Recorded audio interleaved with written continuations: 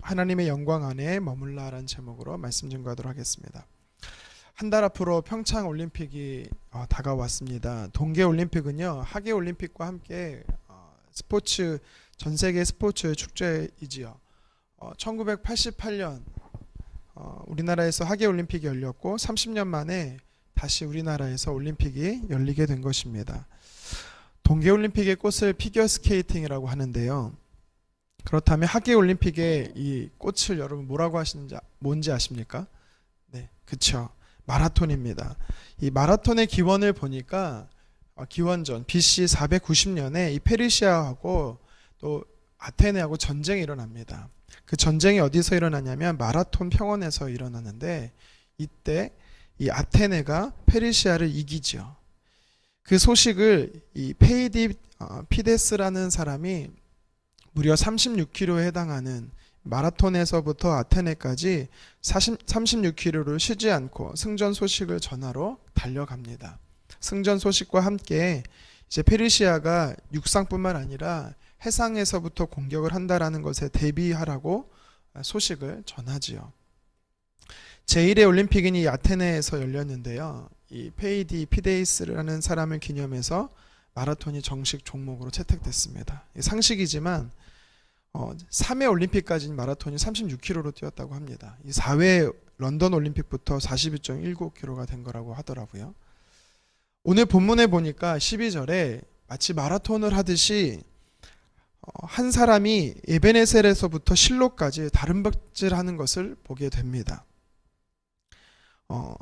이 전쟁이 있었던 에베네셀에부터 또 엘리가 있었던 실로까지가 거리가요, 또 하필 또 36km라고 하더라고요.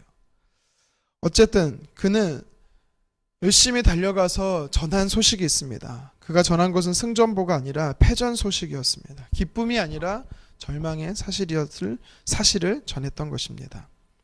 그가 전한 내용이 본문 17절에 나와 있습니다. 요약하면 4가지입니다. 첫 번째는 이스라엘이 블레셋과 전쟁을 해서 패했다라는 거죠. 대패를 했다는 겁니다. 두 번째는 무려 죽은 자가 3만 명이 넘었다라는 겁니다. 세 번째는 당신의 아들 홈리와 비느하스도 죽었고, 네 번째는 법궤가 빼앗겼다라는 것입니다. 이 소식을 전해 듣자 어떤 일이 벌어집니까? 18절 상반절에 하나님의 괴를 말할 때에 엘리가 자기 의자에서 뒤로 넘어져 문 곁에 목이 부러져 죽었더라. 엘리가 죽었습니다. 또 19절 하반절과 20절 상반절에 보니까 하나님의 법궤를 빼앗기고 그의 시아버지 엘리가 죽고 자기의 남편 비느하스가 죽었다는 소식을 듣자 갑작스럽게 해산을 하고 그 아이를 낳고 나서 그녀도 죽는 모습을 보게 됩니다. 이스라엘 백성들에게 임한 이 죽음의 도미노 현상이지요. 오늘 말씀을 통해서 우리에게 도전하는 것은 하나님의 영광 안에 머물지 않는 자의 삶이 최후가 뭔지에 대해서 오늘 성경은 이야기하고 있는 것입니다. 오늘 말씀을 통해서 우리는 이들을 통해 반면교사 삼아 타산지석 삼아 우리가 어떻게 하나님 앞에 살아야 하는지에 대해서 한번 나누고 싶습니다. 결론적으로 말씀드리면 저와 여러분들 하나님의 영광 안에 머물며 살아야 한다라는 것이지요. 우리가 어떻게 주님의 영광 안에 살 수 있을까요? 첫 번째는 하나님이 경고하실 때 들어야 되는 것입니다. 경고할 때 들어라. 좋은 말 할 때 들으라는 거죠. 네. 듣지 않고 하나님의 경고를 무시하면 우리는 하나님이 예언하신 대로 반드시 심판을 받게 돼 있는 것입니다. 성경은 하나님께서 엘리에게 뭐라고 예언하십니까? 성경은요, 직접적으로도 간접적으로도 예언을 하셨거든요. 말씀을 살펴보니까 사무엘상 2장 31절에 그리고 2장 34절에 하나님께서요, 하나님의 사람을 통해서 직접 엘리에게 전달하신 내용이 있습니다. 그것이 뭐냐면 조상으로부터 왔던 너희가 지금 감당하고 있는 제사장의 직분을 끊어버리겠다라는 거고, 너희 두 아들이 죽임을 한날에 같이 죽임을 당하는데 그것이 징표가 될 것이다라는 것이었습니다. 그것을 하나님이 직접적으로 이야기하셨습니다. 얼마 지나지 않아서 하나님이 또 엘리에게 간접적으로 예언을 하시는데, 당시 성경은요, 말씀이 귀해서 이상이 나타나지 않은 시대인데 사무엘을 통해서, 자기 수하의 사무엘을 통해서 위기의식을 갖게 하시면서까지 하나님은요, 이상을 나타내 보이셨습니다. 사무엘상 3장 14절인데 제가 한번 읽어드리겠습니다. 내가 엘리 집에 대하여 맹세하기를 엘리 집의 죄악은 제물로나 예물로나 영원히 속죄함을 받지 못하리라. 하나님은 직접적으로도 말씀하시고 또 다른 사람을 통해서 간접적으로도 하나님께서 말씀하셨습니다. 엘리가 이해하기 어렵게 말씀하신 것이 아닙니다. 또 돌이킬 수 있는 여유의 시간을 아주 적게 준 것도 아닙니다. 충분한 시간을 허락하셨죠. 오늘 15절 말씀 같이 한번 읽겠습니다. 시작.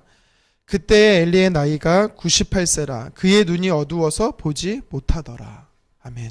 또 18절 하반절에는 그가 이스라엘의 사사가 된 지 40년이었더라고 성경은 말하고 있습니다. 그의 나이 58세로부터 시작된 제사장의 역할이 98세 생을 마감하기까지 무려 40년의 시간이 있었습니다. 자, 무슨 의미입니까? 엘리가 한나를 언제 만났을까? 이게 시간적 계산을 따져보면 아마도 정확한 계산은 아니겠지만 한 30년 전 그 이상으로도 볼 수 있습니다. 짧게는 30년에서 길게는 40년 하나님께서요 엘리와 그의 가정에게 허락한 시간이 충분했다라는 것입니다. 하지만 성경이 그 기간 동안 엘리의 영적 상태를 한결같이 표현하고 있는 단어가 있습니다.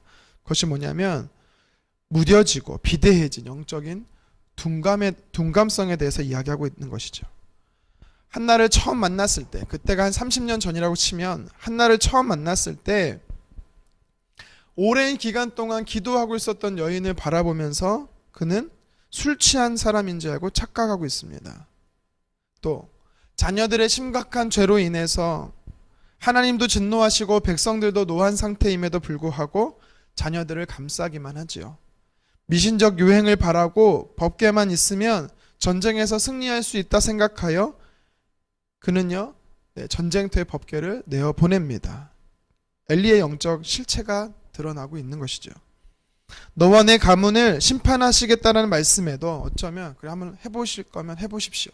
해볼 테면 해봐라. 네. 그의 마음이요 양심에 마비가 되는 것. 성경은 양심에 화인 맞았다라고 표현하거든요.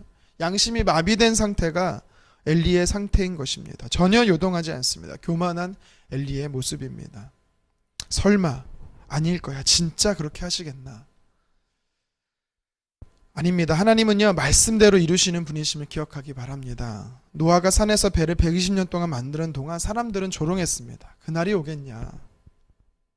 왜 하나님께서 이렇게 오랫동안 시간을 주십니까? 그 이유는 하나입니다.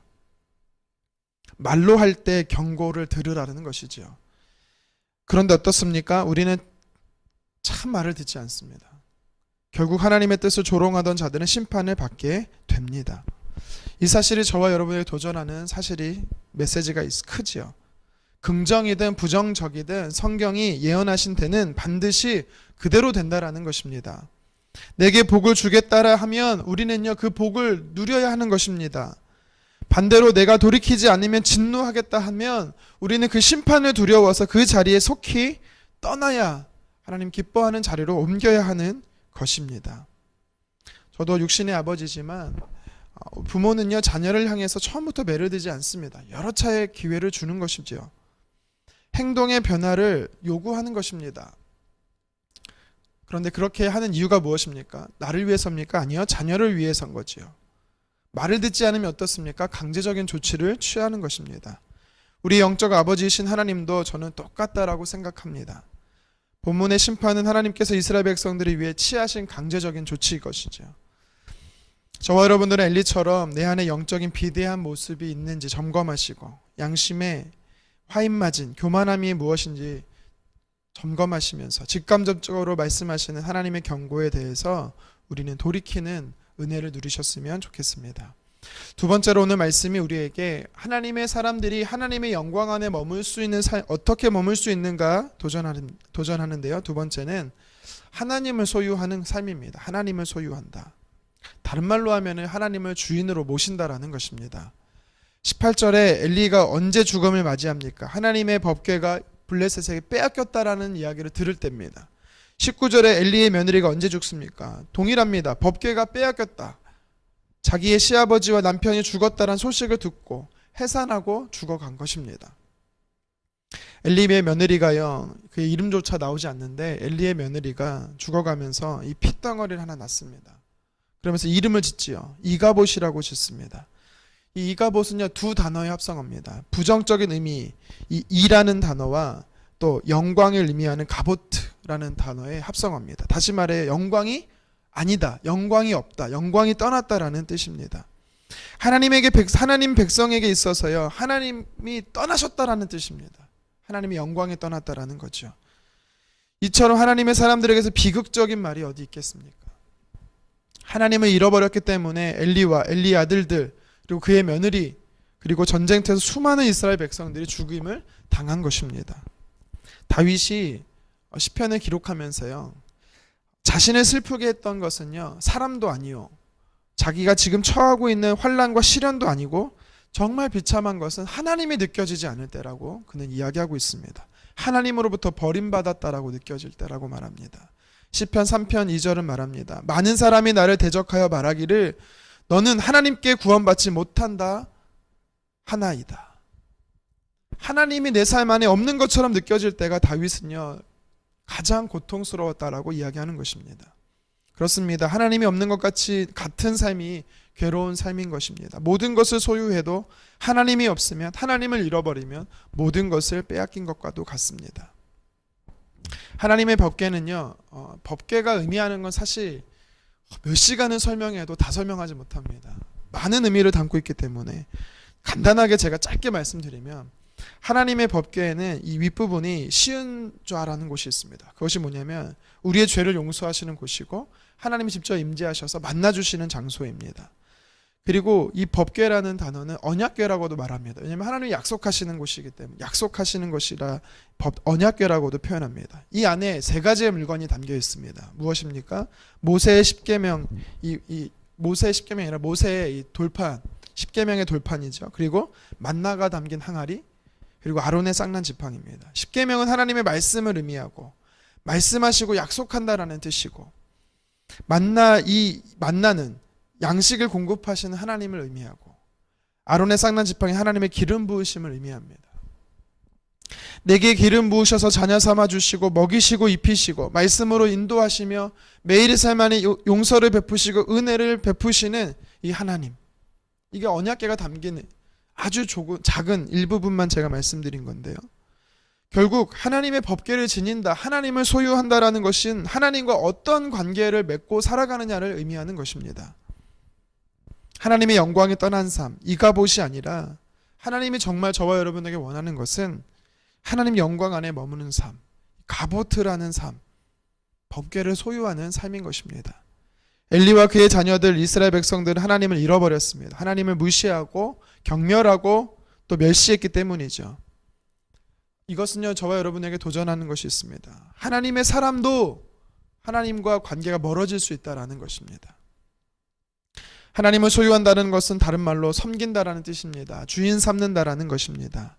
내 삶에 하나님을 진짜 주인으로 모시고 주님을 섬길 때 하나님 영광 안에 머물 수 있다라고 성경은 이야기하는 것이죠. 가보트의 삶이 될 수 있다라는 것입니다.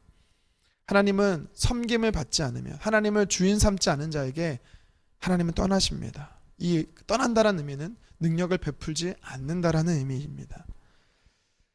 하나님은 저와 여러분의 삶 안에 목적이 되기 원하십니다. 수단이 되기 원하시는 분이 아니십니다. 내 삶의 전부요, 이유요, 주인 되기 원하신다라고 오늘 말씀은 이야기합니다. 말씀을 정리합니다. 하나님의 사람들은요, 이가봇의 삶이 아니라 가보트의 삶, 영광 안에 머무는 삶이 되어야 될 줄 믿습니다. 그러기 위해서는 하나님께서 계속해서 말씀하실 때 우린 그 말씀에 순종해야 되는 것입니다. 그리고 오늘도 하나님을 소유하며 동행하며 살아갈 때 우리가 하나님 영광 안에 머무는 줄 믿습니다. 그렇게 하나님 영광 안에 머무는 하루의 삶이 되기를 주님의 이름으로 축원합니다. 기도하겠습니다.